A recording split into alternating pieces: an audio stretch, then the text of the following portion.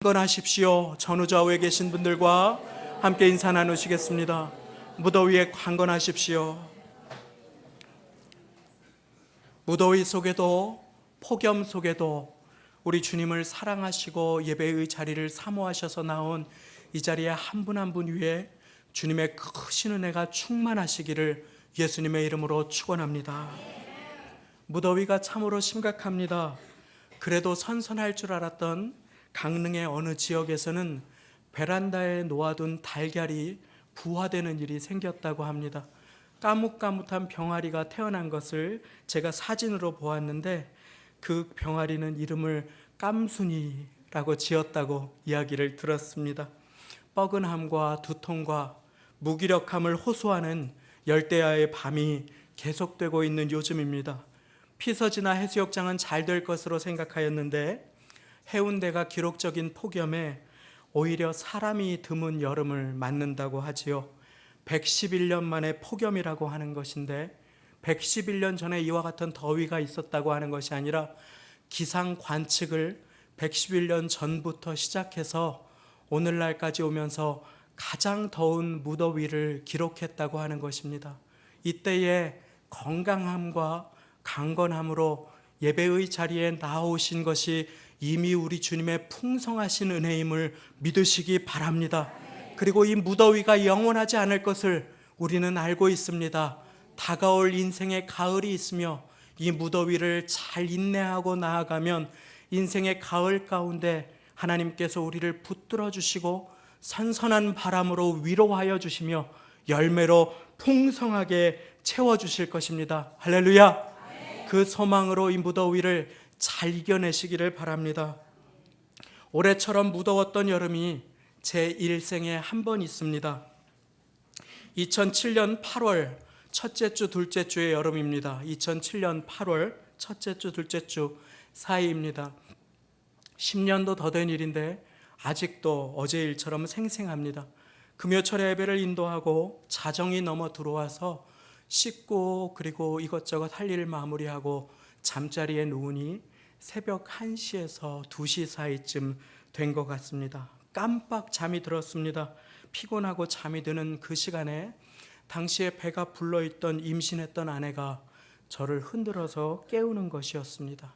출산이 다가온 것이었습니다. 8월 10일이었습니다. 의사는 9월 첫째 주가 예정일이라고 했습니다. 그런데 첫 아이는 일반적으로 예정일보다 늦게 태어나니까 안심하라고 했습니다. 그래서 제가 아내에게 그럴 리가 없다고, 괜찮다고 그렇게 위로해 주었습니다. 그런데 그럴 리가 있었습니다. 아이가 나오고 있었습니다. 양말도 신지 못하고 짐도 싸지 못한 채로 그대로 아무것도 갖지 못하고 병원에 뛰어갔습니다. 그때 제 머리에 떠오른 성경 구절을 아직도 기억하고 있습니다. 그러므로 너희도 예비하고 있으라. 생각지 않은 때에 인자가 오리라. 출산을 하고 나니까 외국 병원이라 미역국, 따뜻한 미역국은 수고했다고 줄 알았는데 큰 컵에 담긴 시원한 얼음물을 주는 것이었습니다. 서양인들의 체질이 전혀 동양인들과 다른 까닭이었습니다. 그렇게 가장 무더운 여름이 시작되었습니다. 산후조리원도 없는 곳에서 처음으로 미역국을 끓이려니까 우리의 어머님들이 얼마나 존경스러웠는지 모릅니다. 에어컨 한 번, 선풍기 한 번을 못 틀고 8월을 지난 것이 태어나서 제 기억으로 처음이었습니다. 정말로 힘이 들었습니다. 그런데 그때 힘든 그 기억은 아기를 아는 감격과 기쁨에 결코 감히 비교할 수 없었습니다. 아기를 안을 때의 그 기쁨은 10여 년이 지난 지금도 고스란히 제 마음속에 살아 숨쉬고 있습니다. 우리의 영적인 출생, 우리가 주님 앞에 돌아올 때 하나님의 그 기쁨과 그 심정이 이와 같음을 성경은 우리에게 말씀하여 주고 계십니다.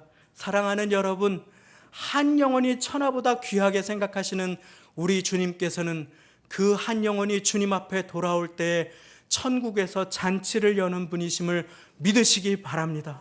그래서 탕자가 돌아올 때 큰아들과 함께 누가 가장 싫어했다고 했지요? 살찐 송아지. 송아지를 잡아 잔치를 여시는 아버지의 마음이 바로 하나님 아버지의 마음인 것입니다. 새 생명의 탄생, 언제 우리가 새롭게 태어났습니까? 바로 예수님을 믿어서 죄 사함을 얻을 때입니다. 오늘 말씀은 이 영적인 성숙의 네 단계를 보여줍니다. 가장 첫 번째 단계, 우리가 태어난 단계가 바로 12절에 자녀들아 라고 시작하는 단계입니다. 제가 읽겠습니다. 자녀들아, 내가 너희에게 쓰는 것은 너희 죄가 그의 이름으로 말미암아 사함을 얻음이요. 아멘. 여기에서 자녀들은 원어로 표현하면 아기들, 베이비들을 얘기합니다. 아기들아, 내가 너희에게 쓰는 것은 이제 너희의 죄가 예수님의 이름으로 말미암아 깨끗하게 용서함을 받아서 너희가 새롭게 탄생되었다. 오늘 말씀은 이렇게 말씀하여 주신 것입니다. 누구든지 예수님을 믿으면 죄인이라 할지라도 자격 없다 할지라도 공로 없다 할지라도 새롭게 태어나게 됨을 믿으시기 바랍니다. 예수님께서 이 말씀을 니고데모에게 하셨습니다. 당시에 사내들인의 공원이요 많은 학식과 배움이 있었던 니고데모는 예수님께서 믿음으로 말미암는 이 출생을 얘기할 때 육신의 출생으로 착각하였습니다. 그래서 예수님께서 네가 거듭나야 한다. 네가 다시 한번 태어나야 한다. You must be born again. 한 번 더 태어나야 한다고 얘기할 때에 내가 어머니의 뱃속으로 어떻게 들어갔다가 다시 나옵니까? 라고 예수님께 질문하기 시작합니다. 이것이 무엇입니까? 예수님께서 대답하여 주십니다. 네가 육적으로 태어난 것은 육적인 출생이고 그것이 아니라 영적으로 한 번 더 태어나야 한다. 예수님을 믿음으로 하나님의 은혜로 예수 그리스도의 보혈의 공로로 우리가 새롭게 태어났음을 믿으시기 바랍니다.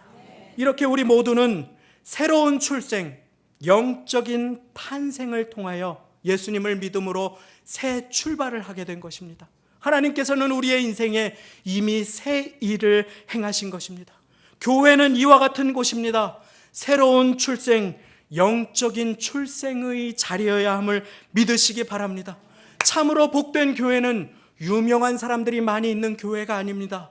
참으로 복된 교회는 건물이 으리으리하거나 재정이 풍족한 교회가 아닙니다. 하나님께서 기뻐하시는 교회는 오늘도 새 생명의 탄생을 위해서 기도하는 교회. 새 생명이 탄생했을 때 그것을 함께 기뻐하고 감격하는 교회. 하나님께서는 그와 같은 교회를 사용하시고 그와 같은 교회를 축복하십니다. 새 생명의 탄생에 함께 울고 함께 웃으며 함께 기도하고 함께 찬양드리는 여러분들의 이 구슬땀을 통해서 하나님께서는 영광을 받으시고 새 생명의 탄생을 일으키시며 교회를 축복하십니다. 사랑하는 여러분, 주님께서 저와 여러분들을 사용하고 계심을 인하여 하나님께 감사와 영광을 돌립니다. 그런데 아기를 낳으면 그것으로 끝인 줄 알았는데 그때부터 시작이었습니다. 뱃속에 있을 때가 좋았다고 하는 어르신들의 말이 그냥 하시는 말인 줄 알았습니다. 그런데 그때부터 일들이 시작되었습니다. 저도 부모가 되는 것을 배워가야 했습니다. 아기에게 얼만큼을 먹여야 되고 어떻게 등을 토닥여서 트림을 해야 되는지 하나하나를 배워가야 했습니다. 사랑하는 여러분, 태어남은 끝이 아니라 시작입니다. 그런데 예수 믿고 구원받고 그것으로 끝으로 착각하고 현실에 안주하지 마시기를 예수님의 이름으로 축원합니다. 그때부터 우리는 자라가야 합니다. 지지난주 대예배 말씀을 통하여 베드로후서 3장 18절 말씀을 통해서 우리는 자라가라 라고 하는 명령을 살펴보았습니다. 자라가라, 자라가주면 좋겠습니다. 권고하신 것이 아닙니다. 하나님께서는 베드로 사도를 통해서 그리스도 예수의 은혜와 그를 아는 지식에서 자라가라 명령하여 주신 것입니다. 우리 옆에 있는 분들과 자라가시겠습니다. 한 번 더 인사하시겠습니다. 자라가시겠습니다. 자라가시겠습니다. 자다 가시면 안 되고 자라가셔야 합니다. 제가 이 말씀을 주무시는 분들이 많으면 드리려고 했는데 한 분도 잠드시는 분이 계시지 않아서 이 말씀을 드리지 못했습니다. 머물러 계시면 안 되고 자라가야 합니다. 하나님께서는 우리를 있는 모습 그대로 사랑하셔요. 그런데 우리가 이 모습 그대로 영원히 머물러 있기를 원하지 않으십니다. 여러분들의 자녀가 귀엽고 아름다운 복된 자녀가 태어났는데 10년이 지나도 15년이 지나도 20년이 지나도 계속 그 자리에 머물러 있다면 그것이 부모의 근심이 되지 않겠습니까? 부모의 아픔이 되지 않겠습니까? 하나님 아버지께서는 우리가 지금 이 순간에서 머물러 있는 것을 뛰어넘어서 자라나기를 원하시는 것입니다. 자라나기를. 아기들아, 자녀들아. 그러면 그 다음 단계는 무엇입니까? 아이들입니다. 14절의 말씀을 제가 읽어 올립니다. 아이들아, 내가 너희에게 쓴 것은 너희가 아버지를 알았으며. 자, 아기들에서 그 다음 단계가 있습니다. 아이들입니다. 이 단계의 아이들은 어린이나 청소년 시기를 얘기합니다. 아버지를 알아가는 단계입니다. 엄마와 아빠의 얼굴을 구분합니다. 자라나서 음식을 먹습니다. 이것저것 걸음마를 배우는 단계입니다. 낯가림을 합니다. 엄마가 아빠가 아닌 사람이 안아주면 울음을 터뜨립니다. 그렇게 하나님 아버지를 알아가기 시작합니다. 너희가 아버지를 알았으며, 영적인 부모님을 알아가고 아바 아버지라고 부르면서 교제를 시작하는 것입니다. 제가 처음으로 교회에 와서 가장 낯설었던 것이 하나님을 아버지라고 부르는 것이었습니다. 우리 하늘의 하나님께서 저와 여러분들의 아버지가 되심을 믿으시기 바랍니다. 그 하나님은 그냥 하늘 아버지이실 뿐만 아니라 아바 아버지, 우리의 간구와 기도를 들으시고 우리의 신음에 귀 기울여 주시고 응답하시는 아바 아버지가 되는 것입니다. 이 시기에 분들은 기쁨이 넘칩니다. 하나님과 사귐을 갖습니다. 걸음마를 배웁니다. 기도의 응답을 척척 받을 때가 있습니다. 어쩔 때 옆에서 보면 부러울 때가 있습니다. 그래서 그분 손잡고 저를 위해서도 기도해 달라고 부탁할 때도 많이 있습니다. 사소한 것까지 응애하면 하나님 아버지께서 달려와서 붙들어 주십니다. 위로해 주십니다. 응답해 주십니다. 영적인 아이의 단계가 있습니다. 하나님과 깊은 교제를 누리는 기쁨이 넘치는 시기입니다. 그러나 단점도 있습니다. 그 시기는 아직 경험이 많지 않고 세상 물정을 잘 모릅니다. 기복도 심하고 손이 많이 갑니다. 미혹도 받아서 어느 주는 그냥 죄악 벗은 우리 영혼은 기뻐 뛰며 주를 보겠네, 내가 매일 기쁘게 하다가 그 다음 주에 안 나오실 때도 있습니다. 여쭤보면 시험 들으셨다고, 상처 받으셨다고. 상처 받으시면 안 됩니다. 사단이 상처 준다고 받으시면 안 돼요. 마음을 말씀으로 지키셔야 합니다. 주님과의 교제를 계속 사귀시면서 자라가셔야 하는 것입니다. 이 시기는 인도와 격려가 많이 필요합니다. 손길이 많이 필요합니다. 도움도 필요합니다.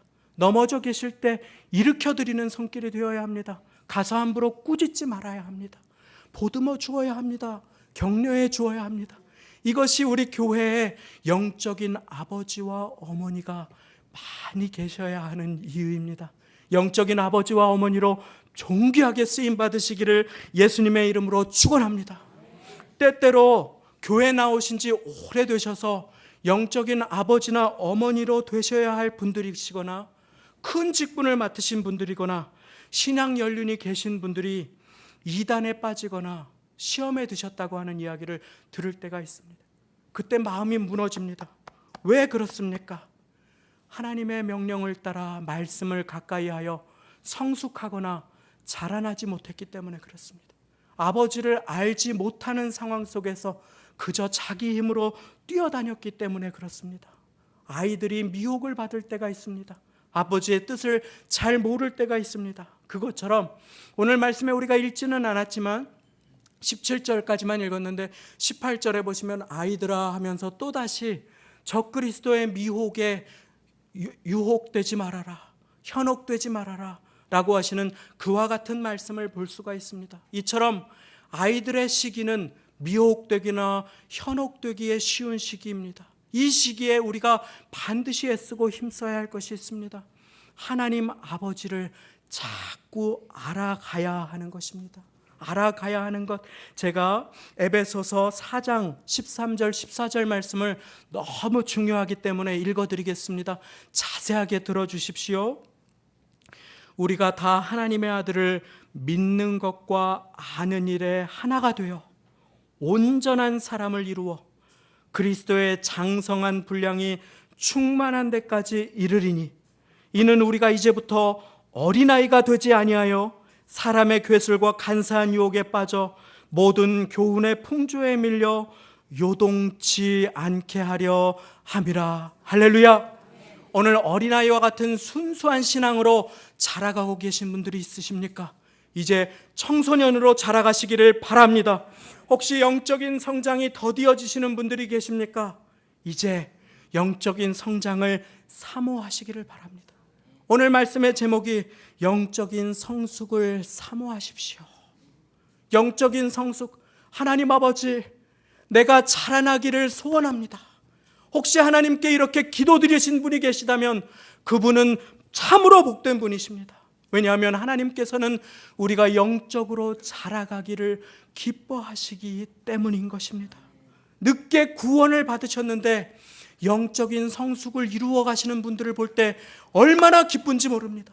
제가 기쁜데 하나님 아버지는 얼마나 더 기쁘시겠습니까?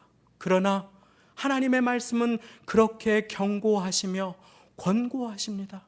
먼저 된 자가 나중되는 경우도 있을 수 있음을 하나님의 말씀은 우리에게 경고하고 계신 것입니다. 그리하여서 먼저 되었으나 계속 성장하지 못하고 성숙하지 못하는 자리에 계신 분들은 참으로 안타까운 모습을 가질 때가 많이 있습니다.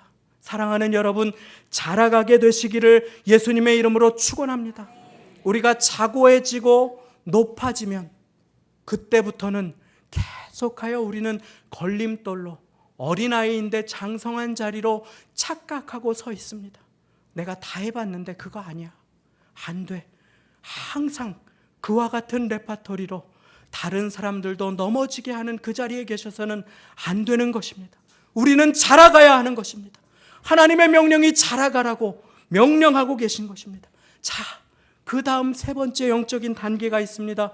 그것은 청년들입니다. 청년들아. 13절 하반절에도 청년들이 나오고 14절 하반절에 청년들을 향한 명령이 더 자세하게 나옵니다. 그래서 제가 14절 하반절 말씀을 읽겠습니다. 청년들아, 내가 너희에게 쓴 것은 너희가 강하고 하나님의 말씀이 너희 속에 거하시고 너희가 흉악한 자를 이기었음이니라. 할렐루야. 청년들이 되셔야 하는 것입니다. 너희가 강하고 넘어졌을지라도 일어나실 수 있어야 하는 것입니다. 흉악한 자를 이기었음이니라. 청년의 특징은 강건함입니다. 자주 넘어지다가 말씀을 기억하기 시작합니다. 내가 주일날 들었던 말씀을 기억하고 기도하기 시작합니다. 그리고 집에 가서 자녀들에게 하나님의 축복을 건네어 줍니다. 회사에 가서 이전 같으면 시험 들고 넘어졌을 일에 기도로 그 일을 받아서 간절히 간구합니다. 그런데 이게 웬일입니까? 하나님께서 승리하게 해주십니다. 직장 동료들과 교회 식구들과의 관계에서 혹시라도 나를 불편하게 하는 사람이 있었는데 그 사람을 위해서 기도하기 시작하면서 하나님의 승리가 나에게 임하는 것입니다. 이제 영적인 청년이 되도록 우리가 자라가면 적군과 아군을 분별하게 됩니다. 그때부터는 사단을 대적하게 됩니다. 보이지 않는 악한 영을 대적하게 됩니다. 나를 시험에 들게 하는 섭섭이 마귀를 대적하게 됩니다. 그리고 굳건하게 서서 승리하게 합니다. 이것은 너무나 놀랍고 귀한 일입니다. 영적 청년들이 많은 교회가 살아 숨쉬는 교회인 것입니다. 이것은 우리의 육신의 나이와 상관이 없습니다. 우리의 연세가 몇 세가 되셨던 간에 우리는 영적인 청년으로 자라나야 하는 것입니다. 참으로 부끄러운 고백들입니다. 재미있는, 지금도 기억해도 재미있는 고백입니다. 제가 어릴 때 교회에 그렇게 처음 나와서 예배를 드리고 여름 성경학교를 다닐 때 그 소중한 기억들이 있습니다. 선생님들께서 섬겨주시고 예배 시간에 장난을 치고 그 기억이 아직도 있습니다. 장난을 치면 안 된다는 것을 압니다. 그런데 영적인 어린아이의 모습이었기 때문에 그렇게 친구들과 장난을 칩니다. 그럴 때 주일학교 교사 선생님이셨던 분이 와서 등을 툭툭 두들겨 주십니다. 고개를 똑바로 해서 말씀을 들을 수 있도록 탁 돌려주십니다. 그분이 김정인 장로님이세요. 영적인 청년 되셨던 그 모습을, 그 감사한 모습을 지금도 잊을 수가 없습니다. 하루는 몰래 예배 시간에 도망을 갔습니다. 그래서 오락실에서 열심히 오락을 하고 있었습니다. 그런데 하나님이 담임 목사로 세워주셨습니다. 하나님께는 능치 못한 것이 없습니다. 몰래 초등학교 어린아이가 예배 시간에 도망을 가서 열심히 오락을 하고 있었습니다. 한홍종 장로님께서 찾아오셨어요. 어디로요? 오락실로. 사탕을 주시면서 동훈아, 예배 드리러 가자. 영적인 청년의 모습은 이와 같습니다. 영적인 어린아이들을 붙들어주는 것입니다. 은혜의 강가로 인도해 주시는 것입니다. 하나님의 말씀을 들을 수 있도록 기도해 주시는 것입니다. 영적인 청년의 자리로 우리는 나아가야 하는 것입니다. 너희가 강하고 굳건하여서 시험에 든 자를 붙들어 줍니다. 일으켜 줍니다. 같이 다시 한번 힘을 내자고 기도해 줍니다.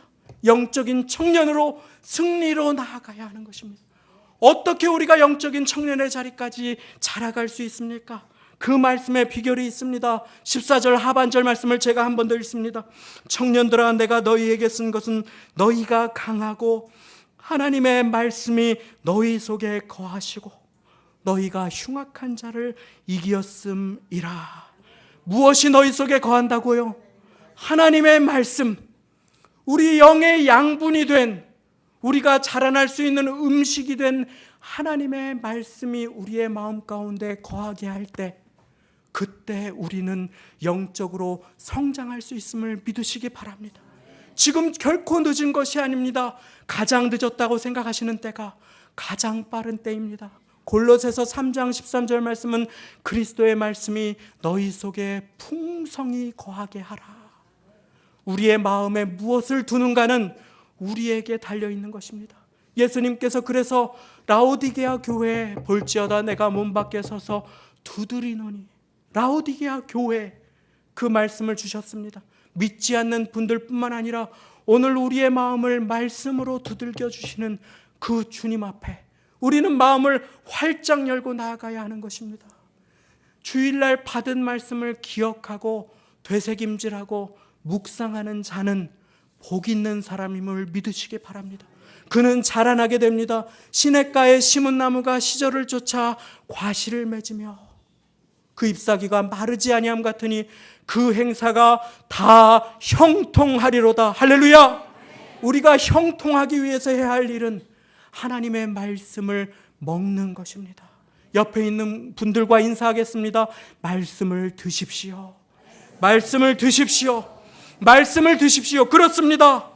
하나님의 말씀은 양식입니다. 사람이 떡으로만 살 것이 아니요 하나님의 입으로 나오는 모든 말씀으로 살 것이니라. 예수님께서 그렇게 시험으로 승리를 하셨습니다. 청년이 무엇으로 그 행실을 깨끗게 하리까? 주의 말씀을 따라 삼갈 것이니이다. 내가 주께 범죄치 아니하려 하여, 범죄에서 승리하는 방법은 내 힘이 아닙니다. 내가 주께 범죄치 아니하려 하여 주의 말씀을 내 마음에 두었나이다. 말씀을 상실한 목회자도 하나님 앞에서 쓰러질 수밖에 없습니다. 사랑하는 여러분, 우리의 마음을 말씀으로 지키시기를 바랍니다. 예배는 우리가 주님과 연결되는 시간입니다. 말씀을 받아 자라나는 시간입니다. 저는 이 자리에서 보면 보입니다. 어느 분에게 말씀이 들어가고 있는지, 어느 분에게 말씀이 튕겨져 나가고 있는지, 어느 분이 예배자로 서지 않고 봉사자로만 이 자리에 서 있는지 참으로 안타깝고 가슴이 아픈 때가 있습니다. 사랑하는 여러분, 예배에 목숨을 거십시오. 예배에 마음을 들이십시오. 그리고 하나님의 말씀을 받아 자라나십시오. 하나님의 말씀을 받아 자라나야만 하는 것입니다. 찬양의 시간을 사모하시는 분들이 계십니까? 철야 기도에 나오십시오. 주일 오후 찬양 예배 때 마음껏 주님 앞에 찬양으로 영광을 돌려드리십시오. 나는 음을 다스립니다. 내가 찬양을 하면 나도 고통스럽지만 옆 사람도 고통스럽습니다. 괜찮습니다. 마음껏 찬양하십시오. 그러나 나는 지식적으로 조금 더 말씀을 배우고 싶습니다. 오늘 오후 찬양 예배가 끝나고 제가 제자 성경 공부를 40분 동안 인도할 것입니다. 그때 참석하십시오. 시간이 되지 않으십니까? 단기 성서 특강에 함께하여 주십시오. 나는 이른 새벽에 잠이 없습니다. 그런데 기도할 때 너무 좋습니다. 얼마나 감사한 일입니까? 새벽 기도에 나와 주님 앞에 무릎 꿇으십시오. 말씀을 받고 주님과 연결되십시오. 그러면 무럭무럭 자라가는 자신을 발견하게 될 것입니다. 자, 그러면 어떤 일이 일어납니까? 우리는 영적인 아버지와 어머니로 서게 됩니다. 아비들아, 어미들아, 내가 너희에게 쓰는 것은 너희가 태초부터 계신 이를 알았으며, 태초부터 계신 하나님의 경륜을 깊이 깨닫는 아버지와 어머니들은 작은 일에 놀라지 않습니다. 시험 들지 않습니다. 어려운 자, 공경에 처한 자를 나의 자녀로 받아서 눈물로 기도합니다. 무릎으로 하나님 앞에 나아갑니다. 그렇게 아버지들과 어머니들이 많이 계신 교회에 하나님께서는 새 생명을 계속하여 보내주십니다. 어린아이들을 보내주십니다. 왜인 줄 아십니까? 돌볼 수 있기 때문입니다. 사랑하는 여러분, 하나님께서 새로 오시는 분들을 우리 교회에 많이 보내주고 계십니다. 이것은 무엇을 의미합니까? 이제 우리가 영적인 청년, 영적인 부모님들로 자라날 때가 된 것입니다. 그 자녀들을 돌보고 위에 기도하라고, 영적으로 성장하고 성숙하라고 하나님께서는 오늘 우리를 이곳으로 보내어 하나님의 말씀을 듣게 하십니다. 사랑하는 여러분, 이제 우리 자라나십시다. 영적인 성장과 성숙이 멈춰 계신 분들이 계십니다. 이제 이 말씀을 드리고 오늘 말씀을 맺고자 합니다. 왜 그렇습니까? 영적인 성장과 성숙이 왜 멎었습니까? 제가 말씀을 읽어 올립니다. 오늘 말씀 요한일서 2장 15절 말씀입니다. 이 세상이나 세상에 있는 것들을 사랑치 말라. 누구든지 세상을 사랑하면 아버지의 사랑이 그 속에 있지 아니하니. 마음에 세상을 향한 사랑을 말씀 대신 두었을 때 우리는 그 죄악 때문에 하나님으로부터 끊겨지게 되는 것입니다. 말씀을 잃어버렸을 때 우리는 경거망동할 수밖에 없습니다. 성장과 성숙을 잃어버릴 수밖에 없는 것입니다. 그때 우리는 너희가 마땅히 자라나서 단단한 것을 먹어야 할진대, 너희가 이제는 어린 심령, 시험 드는 심령을 붙들어줘야 할진대 너희가 아직도 저투정을 하고 있구나. 하나님의 책망을 받는 자리에 설 수밖에 없음을 하나님의 말씀은 보여주고 계신 것입니다. 왜 세상을 사랑하면 안 됩니까? 그것은 신기루와 같습니다. 그것은 유한합니다. 왜 물질을 사랑하면 안 됩니까? 그것이 나를 살릴 수 없습니다. 그것은 있다가 없고 없다가 있는 것이기 때문입니다. 왜 배움이 나를 살리지 못합니까? 그것은 영원하지 않습니다. 이 세상도 그 정욕도 지나간다고 그렇게 말씀하십니다. 그러나 하나님의 말씀은, 하나님의 뜻을 행하는 이는 영원히 거하느니라. 그렇게 오늘 하나님의 말씀은 노인들이 없습니다. 여러분들 알고 계십니까? 왜인 줄 아십니까? 영적인 아버지와 어머니는 혹시 그 육신은 그 겉사람은 후패할지라도 그 속사람은 날로 더욱 새로워지도록 하나님께서 인도하여 영원한 천국에서 영원한 잔치를 누리며 살게 하여 주시기 때문인 것입니다. 이제 오늘 이후로 자라가시기를 바랍니다. 말씀을 가까이 하여 자라가시고 기도 가운데 매일 출근하여 기도하시고 아이들을 양육하며 말씀을 가까이 하시며 그 말씀을 계속 되새김질하셔서 영적인 아이에서 청년으로, 영적인 청년에서 아버지와 어머니로 자라나시는 복된 우리 모두가 다 되시기를 예수님의 이름으로 축원합니다. 함께 기도하시겠습니다.